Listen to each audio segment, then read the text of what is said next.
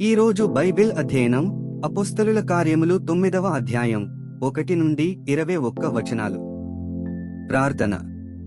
ప్రియమైన దేవా, నీ వాక్యాన్ని అధ్యయనం చేయడానికి మాకు సమయం ఇచ్చినందుకు ధన్యవాదాలు. మేము మీ వాక్యాన్ని విన్నప్పుడు మా మనస్సులను పునరుద్ధరించండి మరియు మాకు అవగాహనను ఇవ్వండి. యేసు నామములో ఆమెన్. అపోస్తలుల కార్యములు 9వ అధ్యాయం. సౌలు ఇంకను ప్రభువు యొక్క శిష్యులను బెదరించుటయును హత్య చేయుటయును తనకు ప్రాణాధారమైనట్టు ప్రధాన యాజకుని యొద్దకు వెళ్లి, ఈ మార్గమందున్న పురుషులనైనను స్త్రీలనైనను కనుగొనిన ఎడల వారిని బంధించి యెరూషలేమునకు తీసుకుని వచ్చుటకు దమస్కులోని సమాజముల వారికి పత్రికలిమ్మని అడిగెను. అతడు ప్రయాణము చేయుచు దమస్కు దగ్గరకు వచ్చినప్పుడు అకస్మాత్తుగా ఆకాశము నుండి ఒక వెలుగు అతని చుట్టూ ప్రకాశించెను. అప్పుడతడు నేలమీద పడి, సౌలా, సౌలా, నీవేళ నన్ను హింసించుచున్నావని తనతో ఒక స్వరము పలుకుట వినెను. ప్రభువా, నీవెవడవని అతడడుగగా ఆయన, నేను నీవు హింసించుచున్న యేసును. లేచి పట్టణములోనికి వెళ్ళుము, అక్కడ నీవు ఏమి చేయవలెనో అది నీకు తెలుపబడునని చెప్పెను. అతనితో ప్రయాణము చేసిన మనుష్యులు ఆ స్వరము వినిరిగాని ఎవనిని చూడక మౌనులై నిలువబడిరి. సౌలు నేలమీద నుండి లేచి కన్నులు తెరచినను ఏమీ చూడలేకపోయెను గనుక వారతని చెయ్యి పట్టుకుని దమస్కులోనికి నడిపించిరి. అతడు 3 దినములు చూపులేక అన్నపానము లేమియు పుచ్చుకొనకుండెను. దమస్కులో అననీయ అను ఒక శిష్యుడుండెను. ప్రభువు దర్శనమందు అననీయ అని అతనిని పిలువగా, అతడు, ప్రభువా, ఇదిగో నేనున్నానెను. అందుకు ప్రభువు, నీవు లేచి తిన్ననిదనబడిన వీధికి వెళ్లి యూదా అనువానియింట తార్సువాడైన సౌలు అనువాని కొరకు విచారించుము, ఇదిగో అతడు ప్రార్థన చేయుచున్నాడు.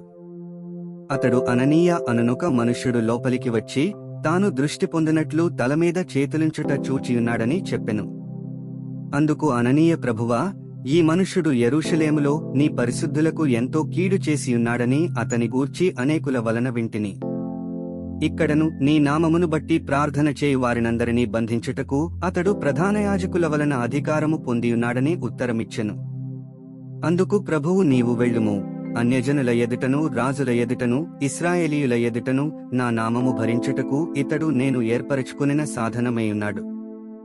ఇతడు నా నామము కొరకు ఎన్ని శ్రమలను అనుభవింపవలెనో నేను ఇతనికి చూపుదనని అతనితో చెప్పెను. అననీయ వెళ్లి ఆ ఇంట ప్రవేశించి అతని మీద చేతులుంచి, సౌలా, సహోదరుడా, నీవు వచ్చిన మార్గములో నీకు కనబడిన ప్రభువైన యేసు నీవు దృష్టి పొంది పరిశుద్ధాత్మతో నింపబడినట్లు నన్ను పంపియున్నాడని చెప్పెను. అప్పుడే అతని కన్నుల నుండి పొరల వంటివి రాలగా దృష్టి కలిగి లేచి బాప్తిస్మము పొందెను. తరువాత ఆహారము పుచ్చుకుని బలపడెను. పిమ్మట అతడు దమస్కులోనున్న శిష్యులతో కూడా కొన్ని దినములుండెను. వెంటనే సమాజమందిరములలో యేసే దేవుని కుమారుడని ఆయనను గూర్చి ప్రకటించుచు వచ్చెను. వినిన వారందరూ విభ్రాంతి నొంది, యెరూషలేములో ఈ నామమును బట్టి ప్రార్థన చేయువారిని నాశనము చేసిన వాడితడే కాడా? వారిని బంధించి ప్రధాన యాజకుల యొద్దకు కునిపోవుటకు ఇక్కడికి కూడా వచ్చియున్నాడని చెప్పుకునిరి. 21 వచనాలు చదివియున్నాము. ముగింపు ప్రార్థన. సర్వశక్తిమంతుడైన దేవా, నీవే మార్గము, సత్యము మరియు జీవము. చదివిన వాక్యాన్ని మీ కృప ద్వారా మా హృదయాలలో ఉంచుకుని మా జీవితంలో అన్వయించుకోవడానికి మాకు సహాయం చేయండి. ఆమెన్.